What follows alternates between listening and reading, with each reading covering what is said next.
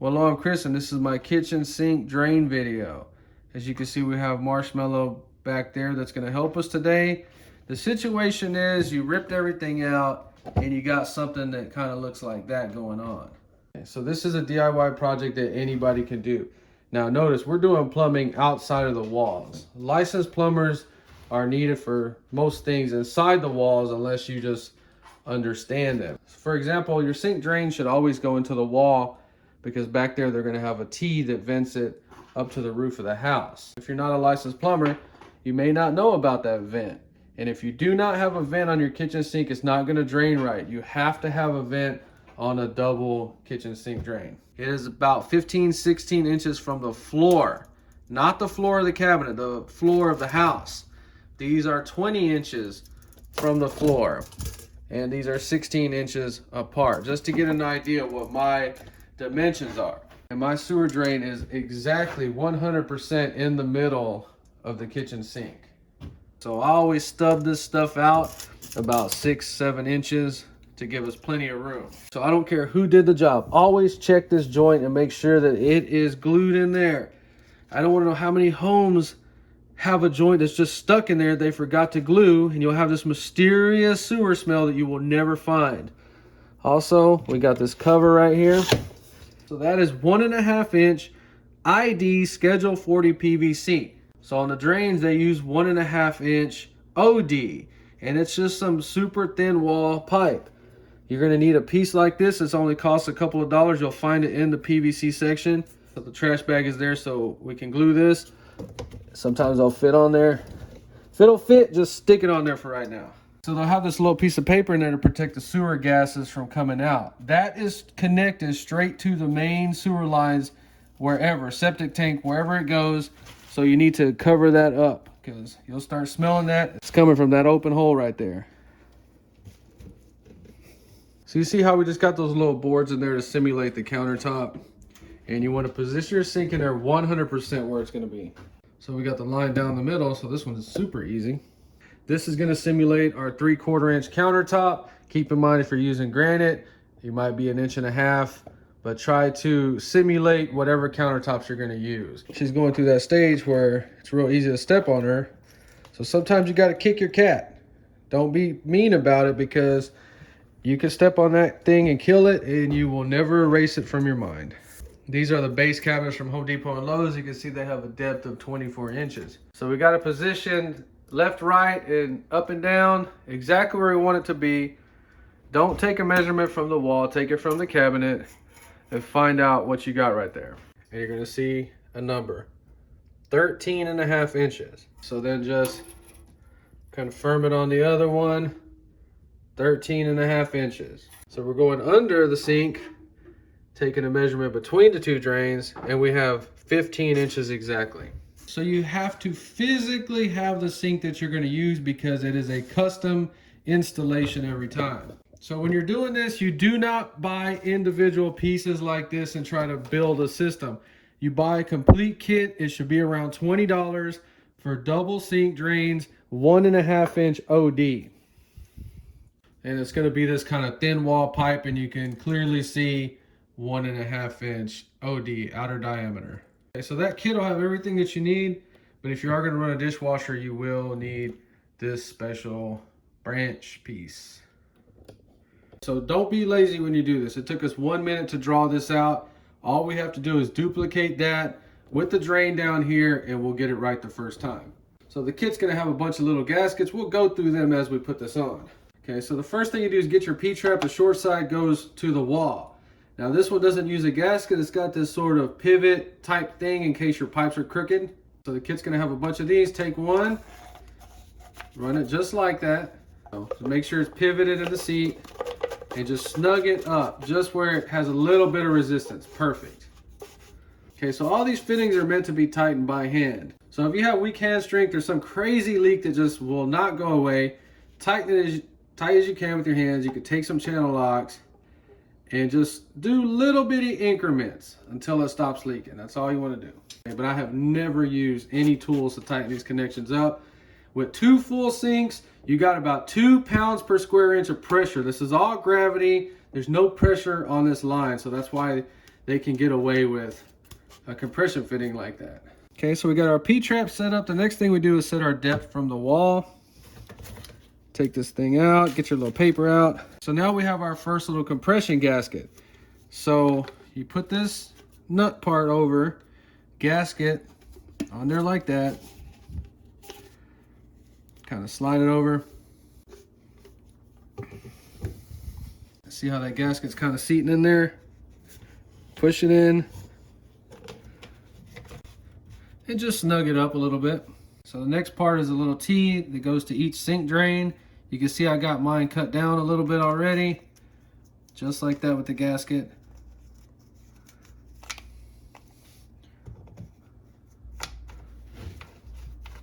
Okay, so you're gonna have to study yours. I always cut mine with about an inch adjustment up or down. So these are our two pieces next that go to our sink drains.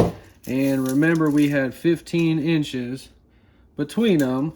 So I have these cut from the other sink, which was about 15 inches as well. So they're ready to go.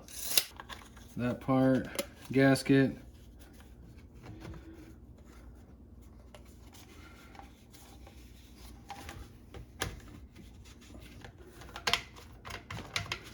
So remember our 13.5. So we're gonna go to the edge of the cabinet and we're going to look straight down. It's right around there. So by the design of this, we're allowed to go in and out for our fine adjustments. So we're good there. And you can also go left and right to dial it in. So you have plenty of adjustments on there. So all that's forgiving, but this one right here, the distance between the two drains, you can easily cut them too short and have to go buy a new one. So we're gonna get our sink and put it back in there. So we got the sink back in there. All we gotta do is just kind of hover above. Look at that, we're almost there. Perfect. So for your strainers, buy stainless steel. Do not ever buy plastic ones because they're gonna start looking like that. That is just nasty and not acceptable. So the way this goes on there, this goes on the sink. The gasket goes on next from the bottom, the paper next. And the paper is a lubricant, so this doesn't grip the seal and start to rip it or twist it. So that's just a little lubricating strip. You need to have that paper in there. Okay. And then this, we can go ahead and take it off for right now. So let's get these in there. So we drop it in from the top. So the gasket first, and then the paper, and then screw it down.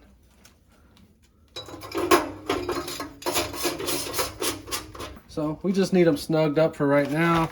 So we can go ahead and take this off, see what it comes with and how the gasket is different. So that's why I was talking about it's so important to have the height of your counter dialed in because you got to custom fit these pieces. Now you see the one from my old sink is too short. So we got a dishwasher drain we have to add. So we had to buy this special piece. So we're actually going to be able to use the short piece and we're going to cut it to match with the dishwasher piece. So, but first of all, that squared gasket goes right here. And now this nut goes in there like that. And that's what screws to the bottom of these drains. Just kind of get that just mocked up in there for now. Now on the other side, the piece is big and needs to be cut. Now right here, you also have adjustment for height. So since we got to make cuts, we can try to push it down as far as we can. You see how long that piece is? It's actually bottoming out right there. So we could cut off another ½ inch if we wanted to lower it some more. But to this other side, the piece is long and needs to be cut. So remember, get your little nut on there with the gasket first and go ahead and get it on there, screwed down. So this came out of my old kitchen sink and we already had this cut, and this cut, but this is a custom installation every time. Now we have to make a cut right here. So put your finger in there and see how far it goes down. It goes down right there. So we need to make a cut right there, but just a little bit shy. So I would cut this right there. So you can use a hacksaw or a PVC saw, whichever one, just get it cut. All right, so we got that ready, got the gasket ready. Remember to put this on it, one of these gaskets. So remember, you can turn this and manipulate it to get stuff started. Just like that. Okay, get it loosely started. Very loose. It's not snug. This is all super loose in here. So now we need these two to fit in there. I'm gonna go ahead and cut about 3 inches off of both pieces. So I was actually looking around my plumbing parts and I had this little tiny baby piece, and it looks like we're gonna be able to use that without any problems. It's awesome. So the gasket, just like that. And hopefully this will fit. Let's see. It is gonna fit. Just like that. Now this might look goofy, but it is legit. The kit's gonna come with some extra gaskets.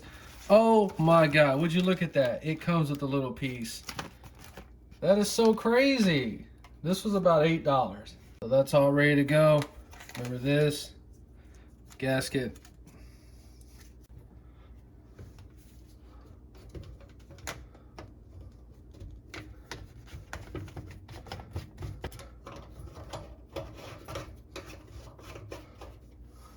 So you want to come in here and just start snugging it up little by little, piece by piece, kind of shaking it a little bit, seeing if it's in a bind anywhere. See, this looks like we might have to come out a little bit. You're just trying to make it look comfortable because you want all the little gaskets to sit in there and seat just right. And once you're satisfied with everything, go around and tighten it up. Okay, you do this with your hands.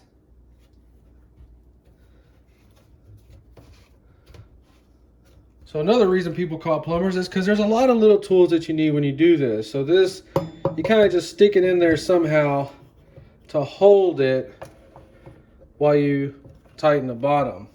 Okay, this kind of stuff, do you want that little sign that way? Or do you want it up and down? Little things like that. So obviously we're gonna have to take that back off to tighten that.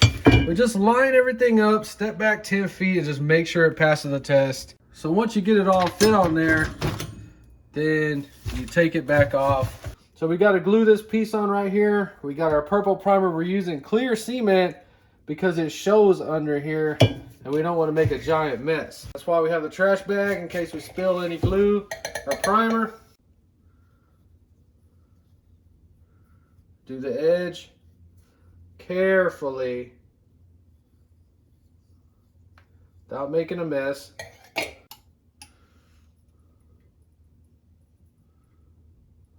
On sewer pipe, I will glue the inside too.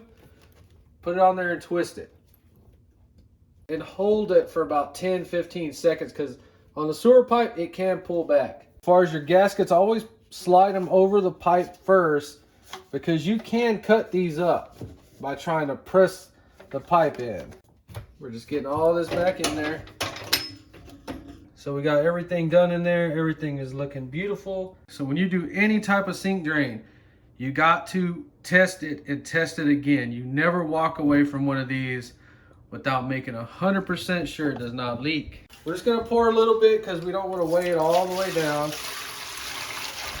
So we got the water in it. The first test is to make sure your strainers are not leaking right there and right there, looking perfect. So we're using the strainers because we can regulate the speed a little bit. So just do one side. Hear that flow? That's what you want. You want to hear that water rushing through those pipes. So signs that your vent is not existing or screwed up is when you release this one, it'll actually start to fill that one up. That is not supposed to happen. We're going to watch the speed that this one drains. That speed is very important. Nothing is coming in to that one. That is a very, very healthy drain system. So we got everything hooked up now, and I was trying to reuse this for right now. I cleaned it all up, wasting my time. Something in there is blocking it. Doesn't have enough pressure. I have all new plumbing in this house and it has a lot of pressure now. Just leave a towel under there for a day or two and feel under here if it is leaking. There was a little leak right here. I just tightened it up a little bit so you don't ruin the floor. So I went ahead and plumbed everything up just so you can kind of get an idea how it should look down here. As clean as possible. New valves. That's the dishwasher line and the drain for the dishwasher. Marshmallow.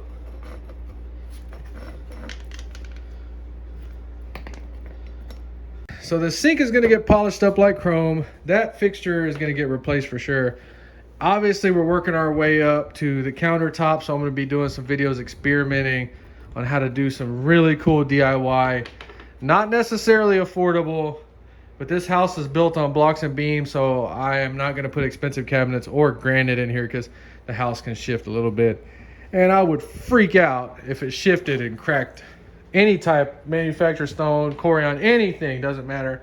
I would be mad if it broke. Well, either way, the drain came out perfect. That's how you do it. You want everything to be as neat as possible. Marshmallow is busy cleaning up. That's it for the video. If you enjoyed, please like and subscribe. And thanks for watching.